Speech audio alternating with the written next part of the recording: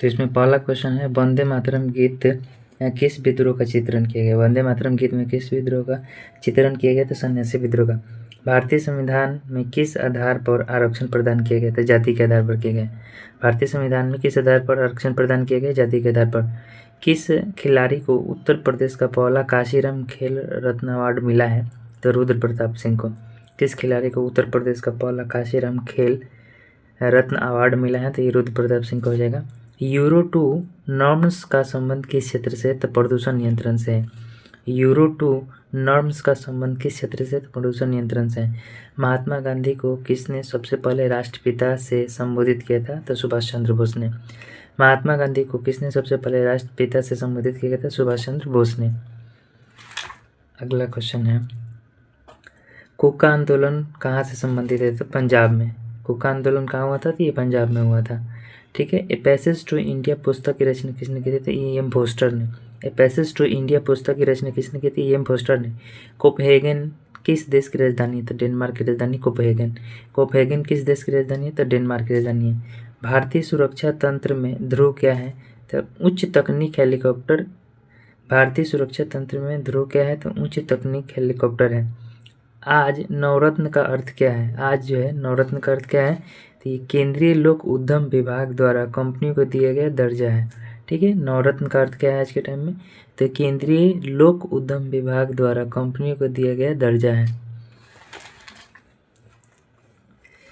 सारनाथ स्थित स्तंभ का निर्माण किसने करवाया था? तो अशोक ने करवाया था।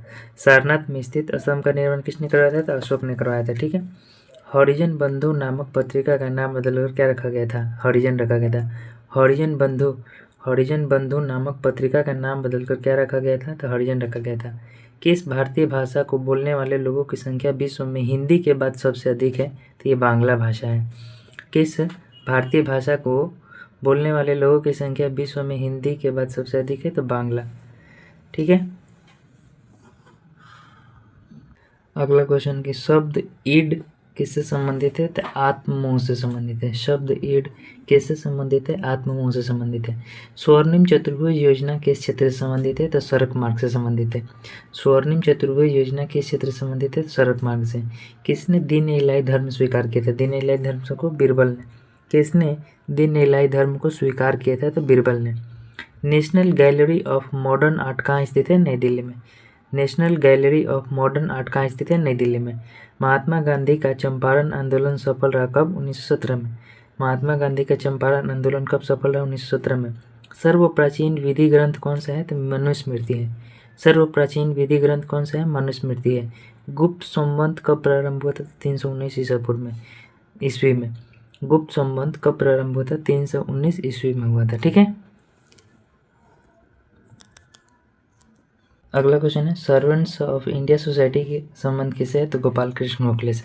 यानी सर्वेंट्स ऑफ इंडिया सोसाइटी की स्थापना किसने किया था? तो गोपाल कृष्ण गोखले के 1905 में। मीनाक्षी मंदिर कहाँ स्थित है? तो मदुरई स्थित है, तमिलनाडु में। मीनाक्षी मंदिर कहाँ स्थित है? मदुरई, तमिलनाडु में। हुनूज दिल्ली दूरस्थ अभी दूर है किसने कहा था? निजामुद्दीन औलिया ने कहा था। हुनूज दिल्ली दूरस्थ यानी दिल्ली अभी दूर है किसने कहा था? निजामुद्दीन औलिया ने कहा था। गुप्त वंश का संस्थापक कौन था? श्रीगुप्ता। गुप्त वंश का संस्थापक कौन था? श्रीगुप्ता। तोलकोपियम ग्रंथ किससे संबंधित है? तो ये व्याकरण से संबंधित है। तोलकोपियम ग्रंथ किससे संबंधित है? तो व्याकरण से संबंधित है। 1857 का विद्रोह के समय भारत का गवर्नर जनरल कौन था? तो ये लॉर्ड कैनिंग थे। 1857 के विद्रोह के समय भारत के गवर्नर जनरल कौन थे? तो लॉर्ड कैनिंग थे। आगे है, किसके शासनकाल में सबसे अधिक मंगोल आक्रमण हुए थे? तो मोहम्मद बिन तुगलक। किसके शासनकाल में सबसे अधिक मंगोल आक्रमण हुए थे? तो ये मोहम्मद बिन तुगलक, याद रखिएगा। दिल्ली सल्तनत की दरबारी भाषा क्या थी? तो अरबी भाषा थी। दिल्ली सल्तनत की दरबारी भाषा क्या थी? तो अरबी भाषा थी। दक्षिण भारत का सर्वोच्च पर्वत शिखर कौन सा हो जाएगा? अनायमुडी। दक्षिण भारत का सर्वोच्च पर्वत शिखर कौन सा हो जाएगा? अनायमुडी है। काराकोरम पर्वत श्रेणी का पूर्व नाम क्या था? तो इसको पहले कृष्णागिरी के नाम से जाना जाता था। आगे है कि काराकोरम पर्वत श्रेणी का पूर्व नाम क्या है? तो ये कृष्णागिरी है, इसको याद रखिएगा। टिहरी बांध किस राज्य में है? उत्तराखंड में। टिहरी बांध किस राज्य में है? उत्तराखंड में। और ये भागीरथी नदी के तट पर स्थित है। ठीक है, भागीरथी नदी पर है। भारत का सबसे ऊंचा जलप्रपात कौन सा है? जोग जलप्रपात। ठीक है, कर्नाटक में। भारत का सबसे ऊंचा जलप्रपात जोग जलप्रपात है, शरावती नदी पर, कर्नाटक में है। संसार की सबसे गहरी झील कौन सी है? बैकाल झील, जो कि रूस में है। संसार की सबसे गहरी झील बैकाल झील, जो कि रूस में है। झूम कृषि करने वाली मुख्य जनजाति कौन सी थी? तो ये गारो जनजाति है। ठीक है, झूम कृषि करने वाली मुख्य जनजाति कौन सी है? तो ये गारो जनजाति है। ठीक है, बांग्लादेश की सीमा से मिलने वाले राज्य कौन सा हो जाएगा? त्रिपुरा हो जाएगा। बांग्लादेश की सीमा से मिलने वाला राज्य कौन सा हो जाएगा? त्रिपुरा हो जाएगा। कोई विधेयक धन विधेयक है अथवा नहीं है?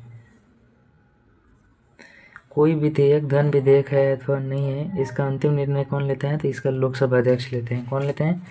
लोकसभा अध्यक्ष। ठीक है, प्रधानमंत्री बनने की न्यूनतम आयु कितनी है? 25 वर्ष। प्रधानमंत्री बनने की न्यूनतम आयु कितना है? 25 वर्ष है। राज्यसभा सदस्यों का कार्यकाल होता है कितने साल का? 6 साल का। राज्यसभा के सदस्यों का कार्यकाल कितना होता है? 6 वर्ष का होता है। और राज्यसभा का काल जो होता है यह निश्चित काल का होता है। ठीक है, उपराष्ट्रपति का निर्वाचन किसके द्वारा होता है? तो संसद के द्वारा होता है। उपराष्ट्रपति का निर्वाचन किसके द्वारा होता है? तो ये संसद के द्वारा होता है। ठीक है, कौन भारत के राष्ट्रपति के चुनाव में भाग नहीं लेते हैं? तो विधान परिषद नहीं लेता है, जबकि लोकसभा, राज्यसभा और विधानसभा के सदस्य लेते हैं, जबकि विधान परिषद का कोई सदस्य भाग नहीं लेता है। राज्यसभा के लिए नामांकित प्रथम अभिनेत्री कौन सी थी? तो ये नरगिस दत्त थी। कौन थी? नरगिस दत्त। राज्यसभा के लिए नामांकित प्रथम अभिनेत्री कौन सी थी? नरगिस दत्त थी। उच्चतम न्यायालय के न्यायाधीश की रिटायरमेंट की उम्र क्या है? तो 65 साल है। ठीक है, उच्चतम न्यायालय के न्यायाधीश की रिटायरमेंट की उम्र क्या है? तो ये 65 साल है। और उच्च न्यायालय के रिटायरमेंट का जो उम्र पूछेगा ना वो 62 साल है। राज्य का एक सबसे मूलभूत तत्व क्या है? तो संप्रभुता है। राज्य का एक सबसे मूलभूत तत्व क्या है? तो संप्रभुता है। संयुक्त राष्ट्र अंतर्राष्ट्रीय बाल आपातकाल फंड का लघु रूप क्या है? तो इसको यूनिसेफ के नाम से जाना जाता है। ठीक है, संयुक्त राष्ट्र अंतर्राष्ट्रीय बाल आपातकाल फंड का लघु रूप क्या है? यूनिसेफ। एक चाबी भरी घड़ी की कमानी में किस प्रकार की ऊर्जा संचित होती है? तो ये स्थितिज ऊर्जा होती है। ठीक है, एक चाबी भरी घड़ी की कमानी में किस प्रकार की ऊर्जा होती है? तो ये स्थितिज ऊर्जा होती है, याद रखिएगा। एक रॉकेट किस सिद्धांत पर कार्य करता है? तो ये न्यूटन की गति के तीसरे नियम पर कार्य करता है। एक रॉकेट किस सिद्धांत पर कार्य करता है? तो ये न्यूटन की गति के तीसरे नियम पर कार्य करता है। ठीक है, घरेलू खाना पकाने के लिए गैस यानी द्रवित पेट्रोलियम गैस एलपीजी में मुख्य रूप से क्या होते हैं? तो इसमें ब्यूटेन और आइसोब्यूटेन के द्रवीभूत रूप होते हैं। ठीक है, याद रखिएगा कि घरेलू खाना पकाने वाले गैस में जो है एलपीजी में मुख्य रूप से कौन से गैस होते हैं? तो इसमें ब्यूटेन और आइसोब्यूटेन के द्रवीभूत रूप होते हैं। ठीक है, अगला कि वह सेल जिसमें विद्युत धारा का उत्पादन रासायनिक अभिक्रिया के फलस्वरूप होता है क्या कहलाता है? ये विद्युत रासायनिक सेल होता है। ठीक है, वह सेल जिसमें विद्युत धारा का उत्पादन रासायनिक अभिक्रिया के फलस्वरूप होता है क्या कहलाता है? तो ये कहलाता है आपका विद्युत रासायनिक सेल कहलाता है। ठीक है, समांगी सदृश्य मिश्रण किसका उदाहरण है? तो ये गन पाउडर का। ठीक है, समांगी सदृश्य मिश्रण किसका उदाहरण है? गन पाउडर का। स्फटिक रासायनिक दृष्टिकोण से क्या है? SiO2 है। ठीक है, स्फटिक रासायनिक दृष्टिकोण से क्या है? SiO2 है। कौन सा तरल ऑक्सीकारक और अवकारक दोनों की तरह कार्य करता है? तो इसको याद रखिएगा, हाइड्रोजन परऑक्साइड है। कौन सा तरल ऑक्सीकारक तथा अवकारक दोनों की तरह कार्य करता है? तो इसको हाइड्रोजन परऑक्साइड बोलते हैं। ठीक है, दहन की क्रिया के लिए कौन से शर्त आवश्यक है? पदार्थ के ज्वलन ताप की प्राप्ति। ठीक है, दहन की क्रिया के लिए कौन सी शर्त आवश्यक है? पदार्थ के ज्वलन ताप की प्राप्ति हो जाएगा। ठीक है, प्रकाश संश्लेषण की दर अधिकतम होती है किसमें? तो ये लाल रंग के प्रकाश में सबसे अधिक होती है। प्रकाश संश्लेषण की दर सबसे अधिकतम होती है किसमें? ये लाल रंग के प्रकाश में अधिकतम होती है, इसको याद रखिएगा।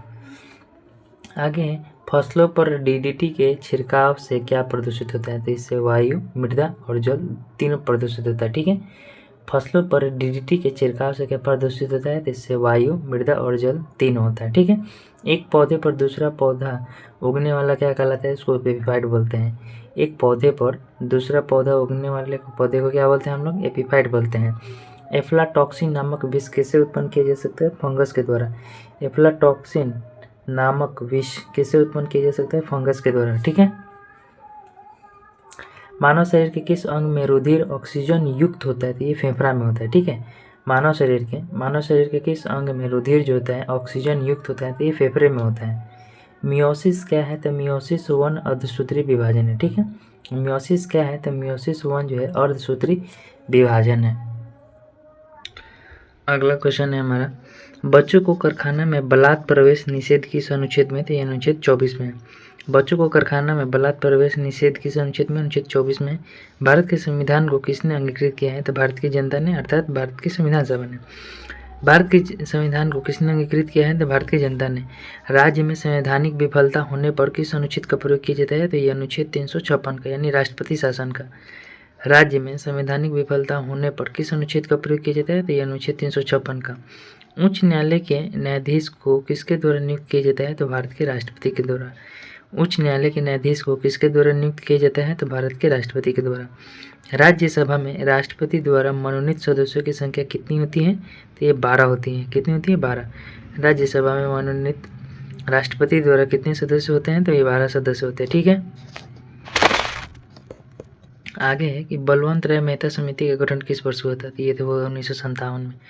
बलवंत राय मेहता समिति का गठन किस वर्ष हुआ था? 1957 में। भारत के राष्ट्रीय ध्वज में कितनी तीलियाँ होती हैं? तो 24 तीलियाँ होती है। ठीक है।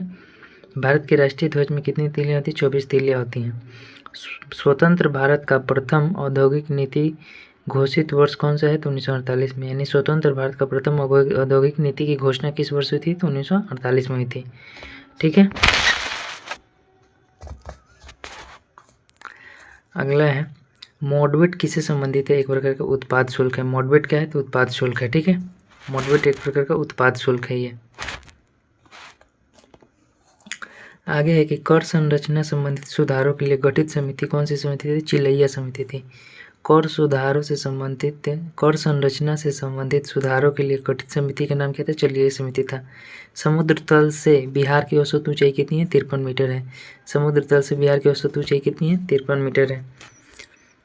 क्षेत्रफल की दृष्टि से बिहार का देश में कौन सा स्थान है? तो 12वां स्थान है। क्षेत्रफल की दृष्टि से बिहार का स्थान कौन है? 12वां है।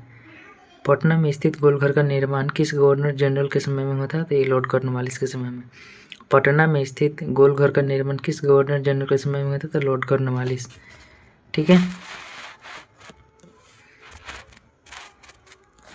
अगला क्वेश्चन है हमारा कि उड़ीसा राज्य बिहार से कब पृथक किया गया तथा नया प्रांत बनाया गया? तो ये 1936 में। ठीक है। 1936 में। याद रखिएगा कि उड़ीसा राज्य बिहार से कब पृथक किया गया और एक नया प्रांत बनाया गया? तो 1936 में। बिहार में कितने ब्लॉक यानी प्रखंड है? तो 534 है। बिहार में कितने ब्लॉक अर्थात प्रखंड हैं? तो ये 534 है। प्लाईवुड का कारखाना बिहार में कहाँ स्थित है? तो ये हाजीपुर में स्थित है। प्लाईवुड का कारखाना बिहार में कहाँ स्थित है? तो हाजीपुर में। माई कंट्री माई लाइफ पुस्तक के लेखक कौन है? तो लाल कृष्ण आडवाणी है। माई कंट्री माई लाइफ पुस्तक के लेखक कौन है? तो ये लाल कृष्ण आडवाणी है। लाल कृष्ण आडवाणी। ठीक है। अगला है कि डेविस कप संबंधित है किससे? लॉन टेनिस से संबंधित है। डेविस कप का संबंध किससे है? लॉन टेनिस से है। किसकी पांडुलिपि को यूनेस्को की सूची में शामिल किया गया है? तो ऋग्वेद। किसकी पांडुलिपि को यूनेस्को की सूची में शामिल किया गया है? तो ऋग्वेद हो जाएगा। ठीक है। नोबेल शांति पुरस्कार की विजेताओं का चयन किस देश में होता है? तो नॉर्वे में। नोबेल शांति पुरस्कार के विजेताओं का चयन किस देश में? तो ये नॉर्वे में है। ठीक है। एशिया का सबसे पुराना स्टॉक एक्सचेंज कौन सा हो जाएगा? तो टोक्यो। एशिया का सबसे पुराना स्टॉक एक्सचेंज कौन सा हो जाएगा? टोक्यो हो जाएगा। 123 समझौता यानी 123 समझौता का संबंध किससे है? तो ये परमाणु समझौता से संबंधित है। 123 समझौता किससे संबंधित है? तो ये परमाणु समझौता से संबंधित है। यूएनओ की आधिकारिक भाषा कितनी है? तो ये 6 है। यूएनओ की आधिकारिक भाषा कितनी है? तो 6 है। किस राज्य में बौद्ध धर्मावलंबी दूसरे नंबर पर है? तो अरुणाचल प्रदेश में। किस राज्य में बौद्ध धर्मावलंबी दूसरे नंबर पर है? तो अरुणाचल प्रदेश में। अमेरिका के राष्ट्रपति अधिकतम कितनी बार निर्वाचित हो सकते हैं? 2 बार हो सकते हैं। ठीक है। अमेरिका के राष्ट्रपति अधिकतम कितनी बार निर्वाचित हो सकते हैं? तो 2 बार। My Name Is Khan film निर्देशक कौन थे? तो ये करण जौहर थे। ठीक है। माई नेम इज़ खान फिल्म के निर्देशक कौन थे? तो करण जौहर थे। चांद का मुंह टेढ़ा है पुस्तक के लेखक कौन है? तो गजानन माधव मुक्ति बोध है। ठीक है। चांद का मुंह टेढ़ा है पुस्तक के लेखक कौन है? गजानन माधव मुक्ति बोध है। ठीक है। आगे है कि अखबारी कागज उद्योग के लिए कौन सा शहर विख्यात है? तो ये नेपानगर है। मध्य प्रदेश में है। अखबारी कागज के उद्योग के लिए कौन सा शहर विख्यात है? तो ये नेपानगर है। आगे है कजरी लोक नृत्य कहाँ प्रचलित है? तो ये उत्तर प्रदेश में। ठीक है। कजरी लोक नृत्य कहाँ प्रचलित है? तो उत्तर प्रदेश में। शून्य की पहचान सबसे पहले किस भारतीय गणितज्ञ ने किया था? तो आर्यभट्ट ने किया था। शून्य की पहचान सबसे पहले किस भारतीय गणितज्ञ ने किया था? तो आर्यभट्ट ने किया था। हेपेटाइटिस किस अंग से संबंधित बीमारी है? तो ये लीवर से संबंधित है। ठीक है ना। हेपेटाइटिस किस अंग से संबंधित बीमारी है? तो लीवर से है। सूर्य की किरणें पृथ्वी पर कितनी देर में आती हैं? तो ये 8 मिनट 5 सेकंड, अर्थात कभी कभी 8 मिनट 20 सेकंड भी देता है। इंद्रधनुष के 7 रंगों के बीच का रंग कौन सा हो जाएगा? तो हरा रंग हो जाएगा। इंद्रधनुष के 7 रंगों में बीच का रंग हरा हो जाएगा। कोबाल्ट 16 किस किरण का प्रयोग करके कैंसर के निदान में किया जाता है? तो ये गामा किरणों का प्रयोग किया जाता है। ठीक है, कोबाल्ट 16 के किस किरण का प्रयोग करके कैंसर के निदान में किया जाता है? तो गामा किरणों का प्रयोग किया जाता है। किसका? गामा किरणों का।